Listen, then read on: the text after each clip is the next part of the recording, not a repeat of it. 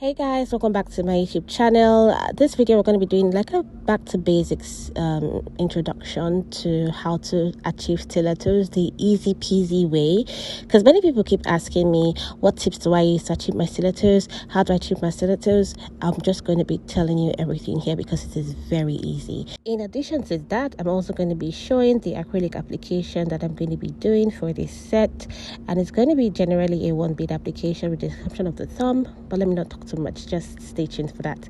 I have filed the edges of the nails as a free edge just so that I can apply the tips extensions pretty well without having issues. And once that's done, I go straight into cutting the length of the nails. And advice is, if you want to cut out stilettos, try and cut slightly longer than the length that your client wants, because the more you thin down the free edge of a stiletto, the shorter the nail is going to appear. So you want to cut longer so that the shape would eventually settle in the length that your client desires. So next, I always like to cut a coffin, and then when I get a coffin, I then skin out that coffin by cutting another coffin within it. So let me just explain.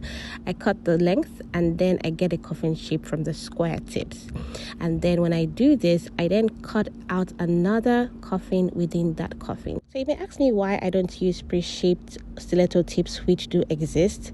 I find that when I use them, they always appear very skinny and too skinny for my client's fingers, right? So I always like to customize because it makes the stilettos look a little bit more bodied, and it looks more proportional to my client's nails than using the pre-shaped tips. So yeah, that's basically it. Finding the stilettos becomes very much easier when you have that cut down, the coffin within the coffin cut.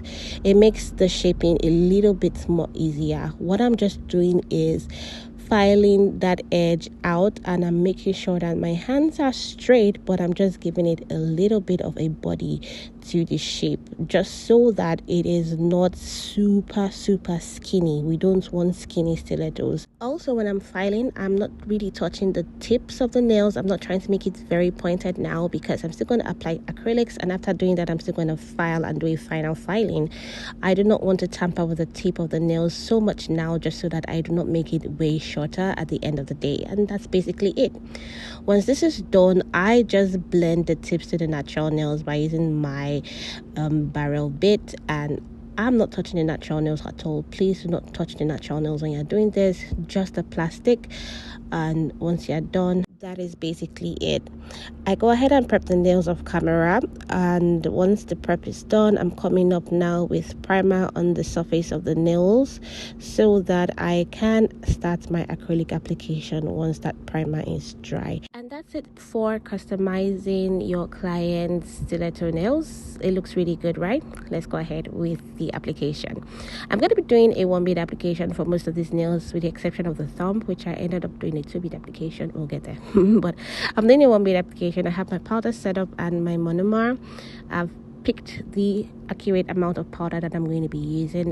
Doing a one bead application is all about calculation. You need to know and determine the amount of powder that will be needed to finish up a length of nails, and if possible, not waste the powder. Once you're able to get that, and you're only able to get that from constant practice and a number of months or years of experience, you'll be able to do your calculations more, and you'll be able to work accurately, picking the amount of bead that will be enough for the length of nails that you are working on, just like now and here. After applying on that finger, I'm just making sure that the application is very smooth before I finally move on to the next finger. So I dip my brush into the monomer, and then I pick up my powder, 1, 2, 3, and I'm just waiting. I tap out the excess, and I'm just going to be chilling until the powder sets before I put it on the nail. I'm doing this so that the powder does not just fall flat due to excess wetness when you place it on the nails, right? And given the fact that my client's nail bed is pretty small, I have to be very careful, because if I am not, that powder can just very easily run into my client's skin, which I want to avoid. So when I've achieved and gotten what I want, I then start to brush down the powder down the length of the nails, and you can see how that shape is coming out looking so beautiful. So one question that many people always ask me is how I'm able to achieve my one bead application with relative ease. And that is just simply because I calculate a lot, like I mentioned earlier. So when I say calculation, it's not mathematics, but I just try to calculate how much powder that I'm going to be needing in relation to the length of the nails as well as the shape of the nails, because if this is stiletto, I'm not going to use as much powder as I would for cuffing. And then I also try to calculate my client's nail bed. So my client's nail bed here is small and her length is long and she has stiletto. So I just pick the appropriate amount of beads and I go ahead with my application, trying to make sure that the bead is not wet so it doesn't run into my client's skin. And then I just begin to guide that powder down, and as luck would have it, due to my predictions and my calculations, I don't waste anything. And one advice I would like to give you is when you're applying your powder, you want to make sure that you are applying just as if you're not going to file at the end of the day. That makes your work a lot more easy.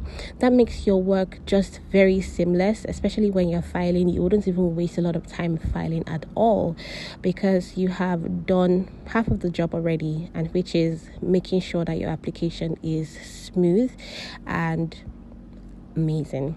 Don't come for me, y'all. I did mention that I did 2 bead applications for the thumb. So yeah, this is basically just it in a nutshell. I'll be working and talking on this a little bit more in another video, so you want to stay tuned and watch out for that.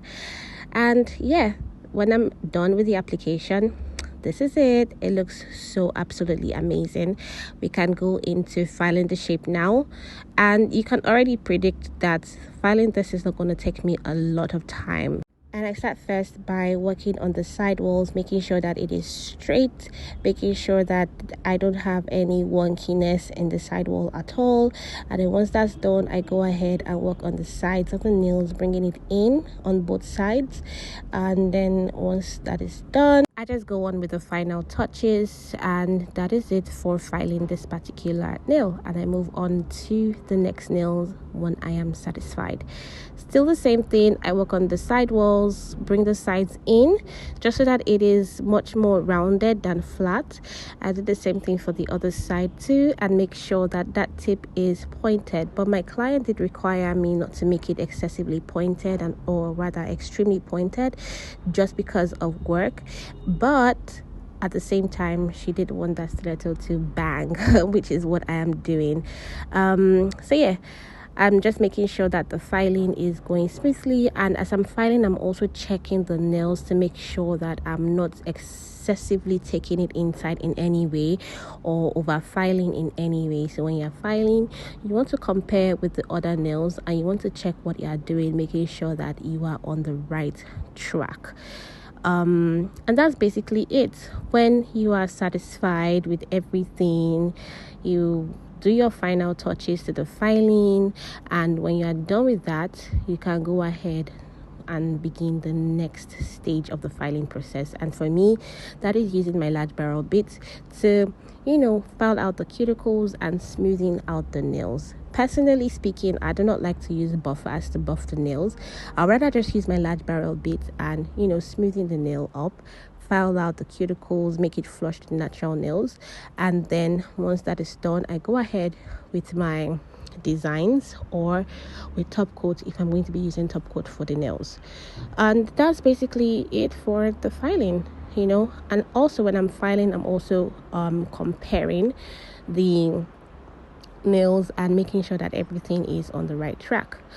The only time I use a buffer is to buff underneath the nails, making sure that I do not have any flaky residue beneath the nails from the filing. When that is done, I just go ahead and cleanse the nails. Oh my god, it just started raining. Yay, I love the rain so much. Okay, so moving on, after cleaning, you can go ahead with your final designs and or top coats.